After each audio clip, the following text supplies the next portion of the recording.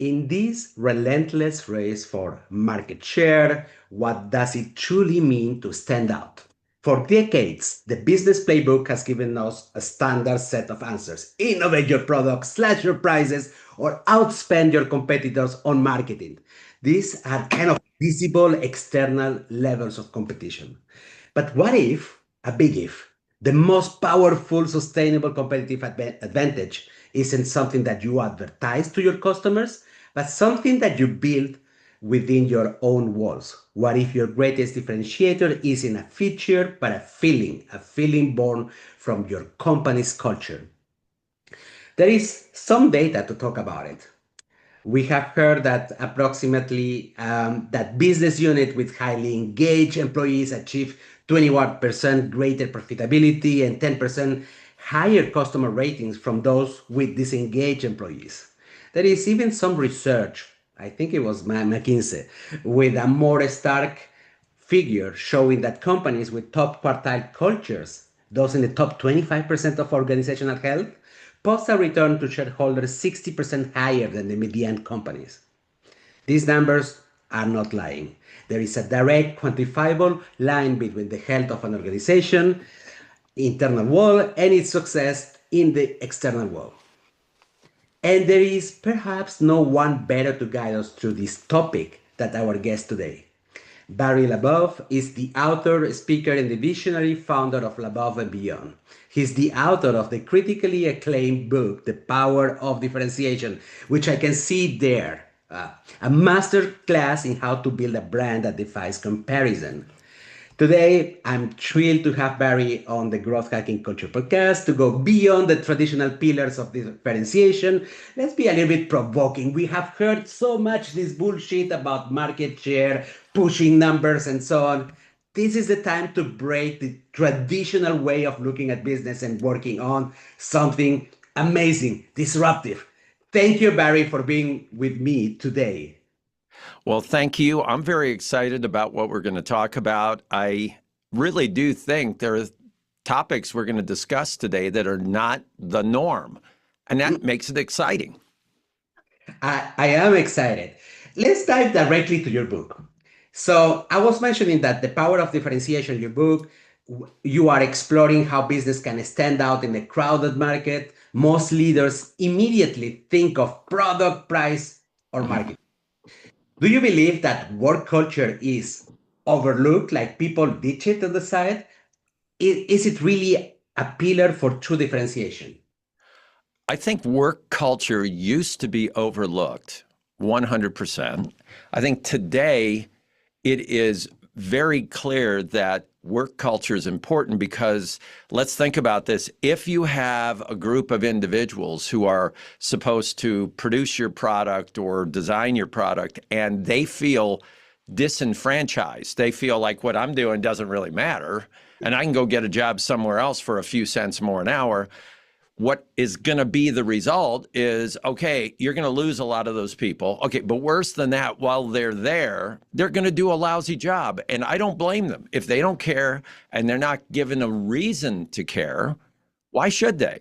So today, more than it has ever been in the past, because you could work in some jobs anywhere in the world from your bedroom, your living room, you have to, as a leader, give the people who work with you at your company a feeling of significance. They have to feel what they're doing has some meaning. So today, it's critical that that culture is centered around, we're doing something that I understand, something I think is good, and I believe that what we're doing really has a value to it. So therefore, I am valued. Okay, maybe I used the wrong word, that people are overlooking the work culture. But I have the feeling that still today, that despite that they have understood, yeah, this is important, they don't know how to implement it. So the CEO still it takes time to think on the new way because so many things that are important to the shareholders, the growth, and suddenly do you have the time to take care of these bloody people who are complaining all the time, by the way. I don't think you ask anything incorrectly. I think it's understood culture is important, but I do think what you said is really, really interesting because if you think about it, if if I have if I'm running a manufacturing company and it has a really bad culture, and my solution to it is let's make sure every Thursday we have an ice cream social where everybody can stop work and get some ice cream. That sounds like I'm really going to help that culture. But here's the reality. If a person doesn't like what they're doing and they don't like their boss and they don't believe in what they're doing, they'll probably have some ice cream, but they're still miserable, they're still unhappy, and they still have no purpose at work. I think it is misunderstood that if I can pay you more and give you a better benefit plan and maybe provide an ice cream social or something, that I have a great culture. The thing that is so tough, but it's also very simple, is those things are not the most important things to human beings. Human beings need to feel what they're doing is important. And I think our younger generation and our societal shift both support the concept that, hey, I could do anything. I can get a job somewhere, but I want to do something that I think is worthwhile. And I want to feel that I am valued at this company. So if you don't value me, I don't care how many perks you give me, I'm going somewhere else. That's true. And that relates to my next question. So there is a lot of companies who are over investing into events so that people feels nice. And it doesn't last much. In fact, it's just provoking a motivation or an excitement and not the real intrinsic motivation. The one thing that move us sometimes to work until late because we love our work, we enjoy it. Yeah, that happened to me when I became an entrepreneur, not before. That wasn't good. They are investing on things that are fun. Uh, Is there a way to create a culture that is a little bit more authentic, that is not just ping pong tables, a little bit of PlayStations around in a company, but something that is not just this cultural window dressing, but reality, genuinity? Is there a way to do it? There is a way to do that, and it's to make sure that everybody in your company understands what you're doing and why. Because when there is a void in communication, people fill it with negativity. So if the boss is up there saying, hey, we're doing such and such and dot, dot, dot, but does not bring up something, they go, that's because he's going to do this or she's going to do that. We have to be vulnerable. We also have to realize in our culture that sometimes the best answer is, I don't have an answer yet, but I will let you know what it is. Instead of either putting a happy face spin on it or avoiding the question at all. Perfection is a trap. I call it the perfect trap. We have a chapter in it, in the book on it. It's all about, I'm going to wait for things to be perfect, and then we're going to do this, or then I'm going to let people know that. We have to, as leaders, understand people are smart. And unfortunately, in my opinion, today people are skeptical. So they're going to assume that the boss is making a ton of money and is not going to tell them everything that's going on. So I say be the boss that's very vulnerable. If you're having a rough quarter, you say, hey, we're having a rough quarter. Here's the plan for what we're doing. If any of you have better ideas, please let me know. But here's what we plan to do. We're going to do A, B, C, and D. And then I'll make sure we're all on top of it. My goal is, I'll say this as an example, no layoffs. We're not going to do that. That's my goal. And I think we need to rally together to do blank. Now, I want to share this with the audience. That means something to human beings because, they're going, okay, she or he is being very open. Yes, I know that our business seems to be slower. And, it's kind of good that she even admitted that. And you know what? She's right. We could probably work together better. I get that. I'm telling you, that's what we need to do today. If you don't, and you think people are either not smart enough or don't care enough to think about, you're wrong. They care about their job. They are smart. They read about all these evil business people who are doing horrible things, and they assume that if you don't let them know otherwise, you're just like that person. So vulnerability is so important, realizing you're not going to be perfect, and tell people what you know. You know, I've worked with clients, and they get up there and they avoid telling the truth to their employees. And they'll turn to me and say, hey, how did that go? And I go, well, it was good, except you didn't tell them the truth. And they're going to guess what the truth is. And it's probably going to be a worse version of the truth than really is. That's what we have to do. We have to be vulnerable. Barry, you have said something that is almost like the quote for this episode: perfection is a trap. And I love that because it makes me think that in order to start changing culture and that represents the profits for your business, you have just to start moving and iterate, get data to source new initiatives. One, people, organizations do not need these expensive, how to say, consultants. Use these Right. beautiful haircuts, McKinsey, and Yeah. all that stuff. Yeah. It will cost you $500,000, but the solutions, maybe it's your fear of not having a perfect solution that doesn't make you go and start a small movement. And the role of the CEO, and you have mentioned it several times, in terms of behaviors that he needs to demonstrate, are the good start to do a change. If the behaviors of the CEO is vulnerability, then people are going to start not hiding the shit that is Right. around, because they will mind the behaviors of somebody who is got it there. So this is the right thing to do in a corporation. I love this. Right. We have to realize uncertainty is out there all the time. And I think it's funny because I'm really old. I can't remember all the numbers of times that I've heard the economy is uncertain or politics are uncertain. There's uncertainty. Here's the problem. When there's uncertainty, many companies and leaders look for perfection. So they're afraid to do anything. They stand put and they wait till they get so much information and everything's all figured out. Everything's going to be simple and easy.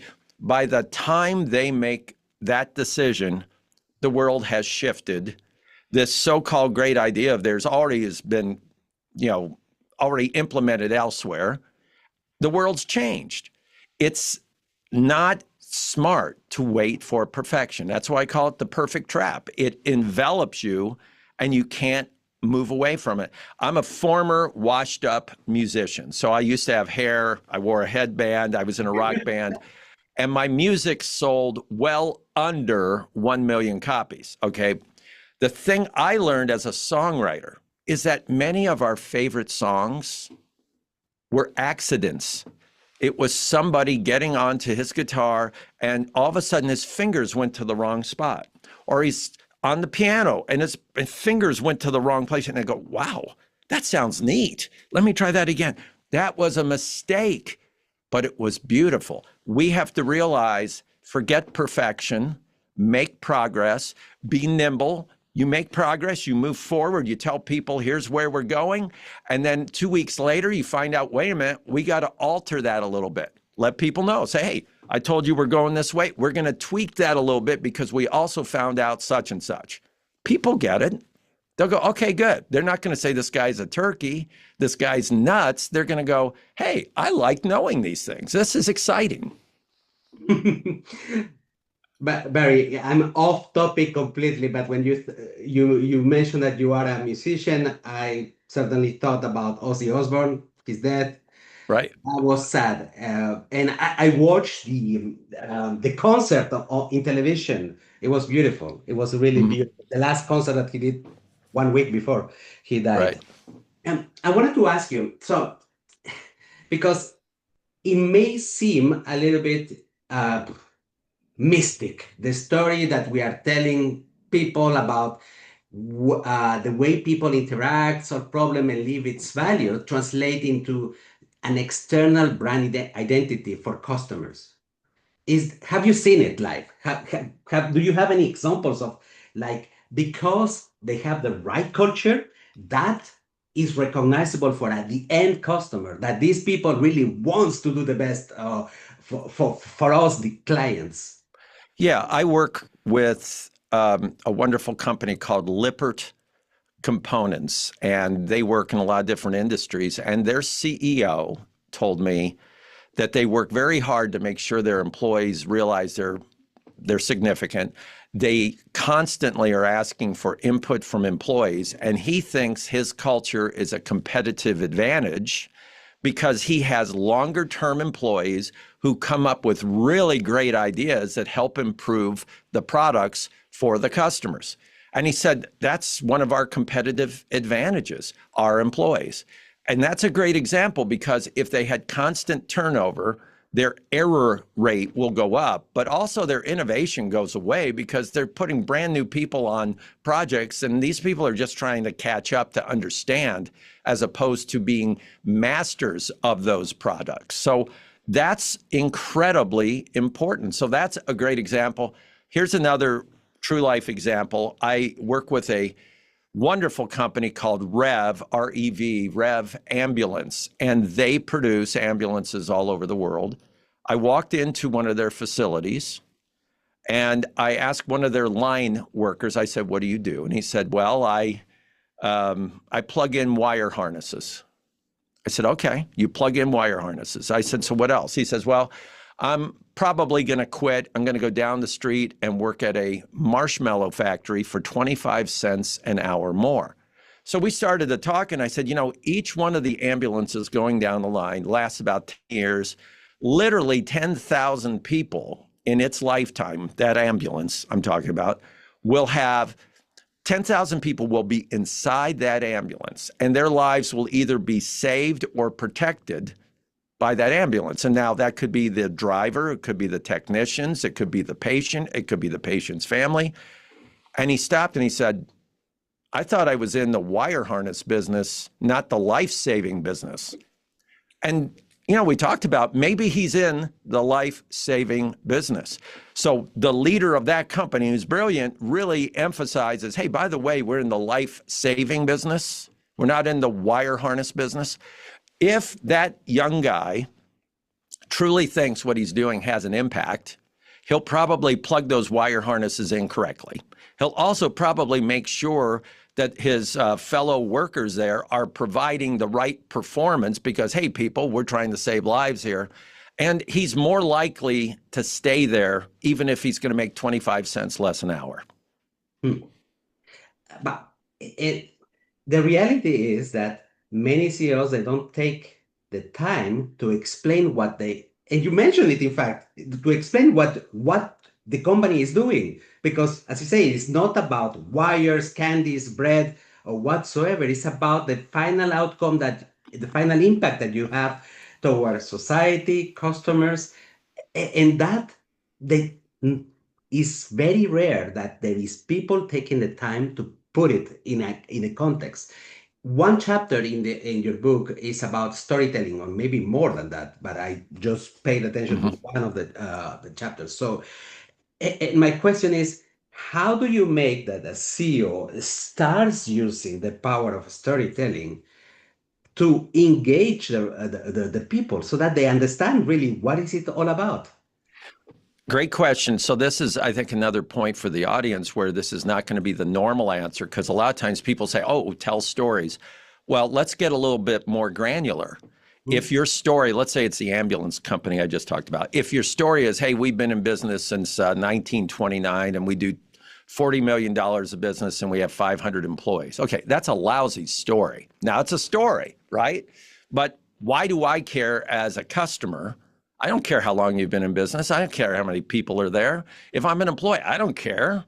All right. But if you tell a story that's compelling, if you say, hey, we've been in business for 40 years and we had 3 medical technicians form this company because they wanted the safest ambulance in the world, and they had then gathered their friends who were all volunteer firefighters to join up. So most of our employees volunteer for firefighting duty because we truly believe we can make an impact in this society, let alone in this industry.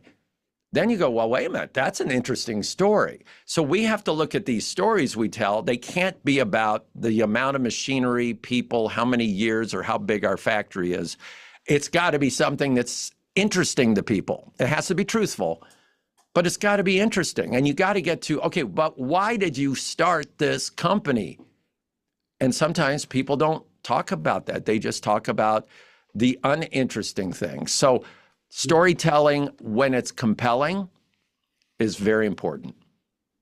Is there any well known company, not a local company from the US, it has to be something that Europeans also get Sure, it, sure. that you have seen that where the CEO was so good about this storytelling and he could pull out like move mazes. Yeah, Macallan Scotch, as an example, that's Scotland, that's Europe. Tremendous company, great leadership. They truly believe that their Scotch, and they're right, by the way, is the world's finest. They talk about the specific river that all the water comes from. They talk about the specific forest and how they replant trees to make up for the trees that they have to cut down to build the barrels. They have it figured out. And they also share the joy of the experience of the Macallan Scotch by conducting thousands of taste testing with common folks like you and me every year. They get it. They're trying to express how exciting it is and how much they believe in this product and that they're being socially and environmentally responsible. Let's imagine that you have a magic wand and you become the CEO, let's say, of Coca-Cola. So we know that is water with sugar. And it's well known. Everybody needs it. Everybody loves it.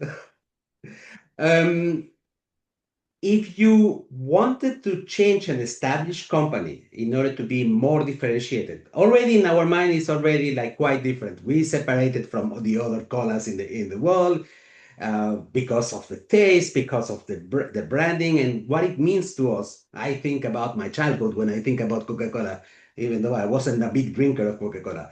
What would it be the first action that you would do with a company that is working, but you want to use all the things that you are the tips that you offer in your book, and you want to make it happen? What would be like the first one or two things that you would do in a company as a CEO of Coca-Cola?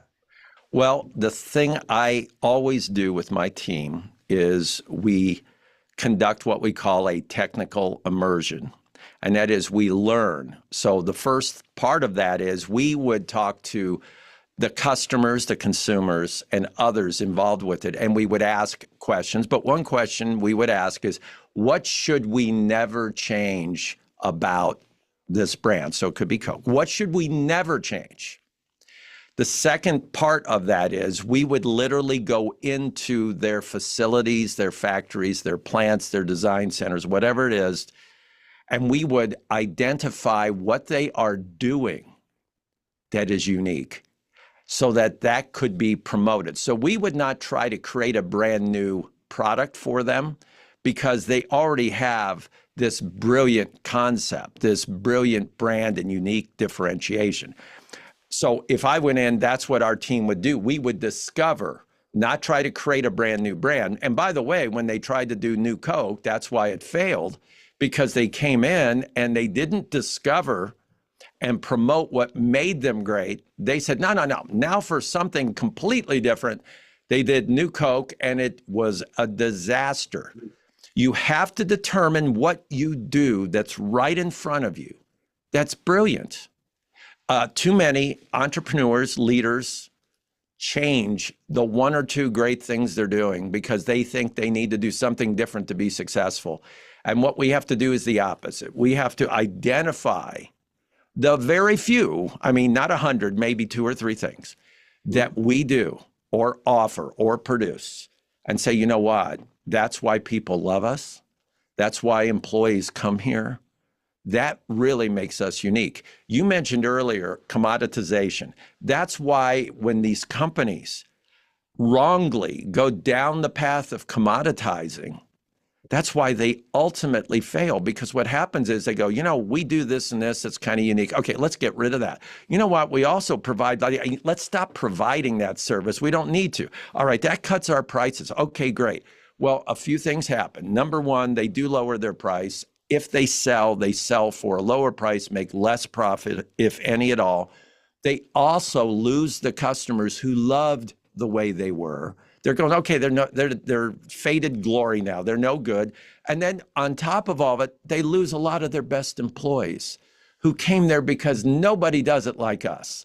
So think about that. That is a slippery slope, as they say, that you fall all the way down. We have to honor and celebrate what makes us unique. And this is perfect for your show. We must celebrate it first with the most important audience.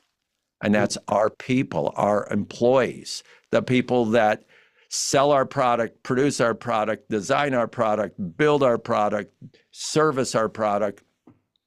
If we can honor the product and uniqueness, as well as then celebrate it with the first audience, our people, we're way ahead of everybody else. You cannot believe that a couple of days ago, I overheard a conversation. In fact, it was a conversation with me, where, of course, I acknowledge the power of brands, because it was a person who say, I'm going to start boycotting American products because the president you have, but that's Europe. Of course, they have an opinion about Trump. But then they start realizing everything that we have that is American. Would you get rid of your iPhone? Would you get rid of your favorite cola? Right. The power is so big that despite that something that is embedded in us, values, right, we can't let it go. So right. it's so powerful. And that is valid not only for products, services that we do, but also for the people leading the company. When we see a Branson guy, we recognize he's a brand. There is some other Bezos, for instance. He's a brand. So it is quite powerful when you have constructed design in purpose, a brand that can engage people inside of the company, as well as people who are going to want your product. Love. That is completely right. You can love a political candidate, and then once he or she is in office, if they completely go against what you believed in, that they said they were going to do, you no longer support them. You could also not support a candidate, but then say, well, he or she said they were going to do these things, and I have to give them credit. They are doing those things. And that's part of the credibility. We need that credibility. And that's internally at our companies too. If I say we're going to go do something, we go do it. If the world changes, I have to get up in front of everybody and say, hey, I did say this. We're going to change it. And here's why we're doing it. But again, we have to make sure the people who are most important hear it. One of the biggest failings I've ever seen is a company that has a brand new product launch. Let's say they're going to launch a new product. They put a lot of money into some really good advertising, and they do not tell their employees about it. They just let their employees know that they got a new product coming out. They do all this promotion, all this advertising, and literally what happens is the most important people, the employees, the people who sell it, service it, are the last to know about it, last to know much about it. They're being asked questions, and their answers are normally like, well, look, the powers that be didn't tell me. Nobody tells me anything about this. Okay, well, the customer's going to go, well, I don't want to buy this thing. I don't want to go through this. This sounds terrible. Yet that product could be great. And maybe the campaign was great. But they forgot the most important people. And by the way, here's another great thing for our audience. The cheapest amount of effort you'll ever do in communication is communicating with your employees. You don't have to advertise to them. They're right there in your facility or facilities. They're right there. It doesn't cost you more money. You're not, hiring a firm to go do it for you. You can do it right now. And you can do it every single day of the week. And it works sometimes as a catalyst because this employee that feels empowered, that feels listened, he's going to talk to several people. That is cheap advertising. And you believe when you hear somebody complaining about their company, Amazon is they don't have good salaries, I overwork there. Then people are saying, okay, Amazon is not good. But if the guy is like saying, I have all these benefits by working in Amazon, I can work from home, I can do whatever, organize my job with autonomy, then people are feeling like this is a good company. So I'm going to keep on ordering from these guys. Right. Right. That's part of our, that's part of the equation we have to have in our minds as leaders, because our employees provide a service, right? An experience. And here's another one for the audience. The customer does not distinguish between the customer experience that they get and the brand. And here's an example. If you see some great advertising to go buy a car, you're all excited to go buy a car because you see this great advertising, and you go into a dealership and they treat you terribly there. You walk out of the dealership and say, I will never buy whatever the name of the brand again. I'll never buy them. And I'll tell people, don't buy that brand. Okay, the brand people who created that product, they probably don't even know this happened. It happened at that dealership, and it was some human being or a couple of them who did a lousy job. We have to realize that experience is our brand. We can't produce a great product or service and then have people who don't believe and who don't care, because all of a sudden our customers are going to go, I don't care about their product. It's no big deal. There's nobody that's sipping the Kool-Aid, nobody that's thrilled about it, that's talking to them. That makes sense? Absolutely. Based on the principles that you have in your books, what is your feeling about where leaders get most often stuck? What is the most common mistake that they make when trying to implement a strategy of differentiation? And here, let's expand. It's beyond culture. It's the big chunk that you talk about in the book.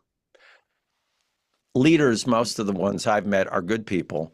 They are under a lot of stress, a lot of pressure to meet numbers, to please a lot of different people, to avoid irritating a lot of people. And too often they will play it safe. And by playing it safe, it means they're not going to be transparent with employees because they're afraid that that won't go well. They're not going to say, hey, you know what? We're going to move forward on this. Even if it's not perfect, we're moving forward and we're going to make progress, and we're going to share that progress with our people. So too often what I see, CEOs, great people, relatively, I would have to say in general, super smart people. I mean, they're smart. But the reality is they play it safe because they're trying to be too cautious. And in being cautious, they lose the opportunities and they lose the hearts and minds and souls of their employees. In order to improve this playing safe, do you see this, I don't know if you call it philosophy or framework or whatsoever, like where you do small little steps, you get data, you validate iterations in order to validate a small movement into the right direction? Does it help? Or should we go all in? Or should we just do iterations with the small features of the new thing that we want to have? That's a very complex question, but here are a couple of suggestions. Rather than do nothing, pilot or test a program. We're going, we tested, my company as an example, we tested programs with clients over the last 30 years, and some of them were not successful, and some of them were gigantic success stories. But you don't know unless you test them. So yes, instead of waiting to go full out, jump now, but do a small test as an example. Pilot the thing, and you will find out many things. It could be a really terrible idea. It could be great. It could more likely need to be altered a little bit and improved, but you're taking action. People want action. They're sick and tired of hearing nothing. They don't want the pablum or the garbage coming out of the mouth of the leaders. They want to hear that we're doing something. We don't know if it's going to work. We don't know, but we're going for it. For example, my company does jam sessions. So being a former musician, jam sessions is a very natural thing. And we'll tackle a problem that a client has. They'll say, oh, we're not selling in these two markets. Can you help us? So we say, sure. And we gather some of their people, some of our people. And a lot of times the client will say, okay, now what can you promise me that we will learn and we will get from this session? And I go, I can promise we don't know. We have no idea, because we're going in. It could be that we learned that this idea of yours is completely irrelevant and is terrible. We could learn there are very conflicting opinions within your company. We also could learn that there are several ways to attack this problem that are worth piloting or considering. But we'll never know unless we go do it. And that's the thing we have to realize. We have to jump in. We have to invest our minds into tackling challenges that 90% of the companies out there don't want to deal with. They're waiting for it to be handed to them on a platter, and it won't be. So be bold, get out there. Like you said, listen to conflicting opinions on something. That could be very good. That might help you guide where this product launch goes. And then, hey, when in doubt, pilot the thing, try it. And if it's a complete failure, then you can go say, hey, by the way, we piloted it. We canceled the program. It was a complete failure. We learned a lot. Now, here's what we're going to do because of that. People go, that's great. They don't go, oh, what a failure. That's learning. This is an advice, in fact, that is valid in life and in our professional life. This idea of continuously experimenting, having the data and improving and move on. And many of us, including me, back in the days on my corporate days, that I wasn't doing it enough, and I find it quite valid. And then you mentioned also the fact that when you fail while you are trying, piloting, prototyping, whatever you name it, you fail, it is a learning. Otherwise, you don't know, and you miss big opportunities because you haven't tried that thing. Try with a little bit of control of the risk, and that's why you can experiment in an easy way, something that doesn't take years to develop, but just a couple of weeks to have a small pilot prototype. Show it to somebody who will give you feedback, especially show it to somebody who is going to pay you for the thing that you did. I agree. The big worry I have when I talk to companies, I'm talking to one right now. They're a great company, a truck manufacturer, and they've been working on a new product that they've been telling people about for about 2.5 years. And they're still talking about it. And as we had our conversation, I said, okay, who has seen this product? And they go, well, we have not shown the dealers and we have not shown so-and-so, and customers we haven't shown. And I'm going, okay, when is this coming out? They go, well, next year sometime. I'm going, first of all, by the time this thing comes out, it's probably going to be old technology. Your competitors are already way ahead of it, right? And they go, yeah, well, it's already starting to happen. And I said, you could have put out a prototype of this, or you could have invited people to come in, the ones that would buy it or sell it, and say, okay, we're vulnerable. What do you think of this? Tell me how that works. Get in this thing, drive it around, see how it is. The thing is the longer we wait, the more likely somebody else who has a little bit of initiative is going to go grab that opportunity. I guess, today, we're talking about a lot of things like this. Our conversation has really gone to take some action. It's a little bit of risk, not crazy risk. I'm not a big risk taker. So I'm an entrepreneur, but I don't take giant risk. I would not risk everything for one idea. I wouldn't do it at all. But boy, will I pilot ideas? I'll pilot ideas left and right to test and see how they work. I mean, I'll do that all day long. Barry, I have a little bit of a personal curiosity because of what you mentioned that you come from a background as a musician, and does it help to do good business when you have something where you you work in business, but you have something else inside of you? Does it make you more creative to have passions on the side when you are the CEO of a company like you? Yeah, I think what's helped me, and I think almost all of us have this. So for me, I played music. So I could pattern match. I could take the patterns of the things I learned in music and then compare it to what I'm doing with marketing and training. So, working with people in a band, I had to find what the great talents were for each of the 3 or 4 other people because they could not do everything. They couldn't play every instrument. They had one instrument and they had normally 1 or 2 talents that were great. All right. And I needed them to work on those talents and not try to be somebody else. Same thing in business. I look at it that way. I have people who have great talent at my company. And my goal is to really emphasize them using those tremendous talents as opposed to trying to turn them into something they're not. So yes, I think it helps, and it helps in creativity, as I mentioned to you. I would go out with my band, and we would play a lot of these songs in front of people to see what they thought, but also to see how it felt for us to go play those things in front of humans. And we learned a lot. Sometimes the favorite song of mine went over really poorly, and it was like, oh my gosh, that's a bomb.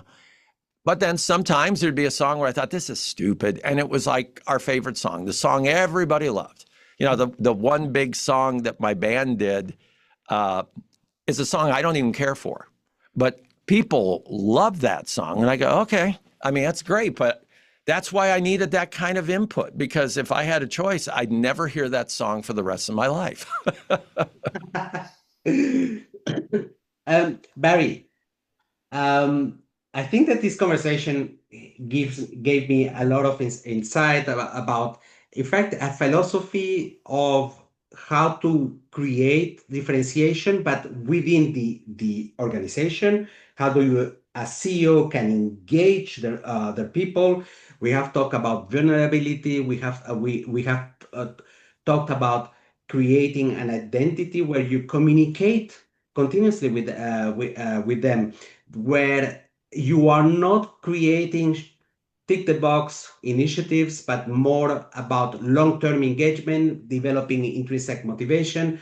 Uh, so working within the culture so that the people are able to work as a catalyst of the brand, of the products, have this pride. I'm doing something for the good of this society, the planet, or whatsoever. I'm not just creating wires in the Yeah.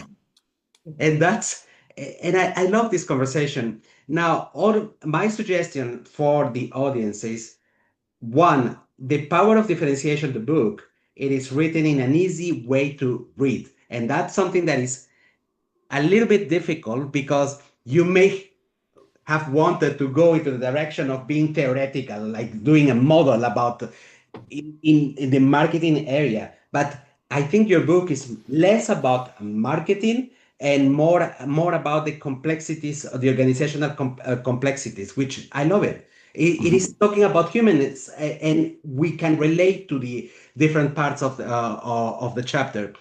Is there a way, Barry, where people can reach you out to ask you questions, to understand a little bit more? If they may need help also. There is a lot of people who Sure. know. Sure. There are several different ways. LinkedIn, just look me up, Barry LaBov. I will respond. I get inquiries, I'd say, every other day from folks, but regarding the book. Also, I have my own website, barrylabov.com, so you can actually hear a little bit of the music that I produced and promoted way back when, and learned a little bit more about me, and you can reach out there. So both of those are great. You could check out my company's site, which is LaBov, LABOV.com. Okay, I'm going to put all these links just below this episode. Barry, it was lovely to spend time with you. Thank you very much for making the time to for my audience. My goal is to inspire 1 million people with the message. And with you today. I'm sure we'll have a number of people who really took to heart what we talked about. So thank you. Thank you, Barry.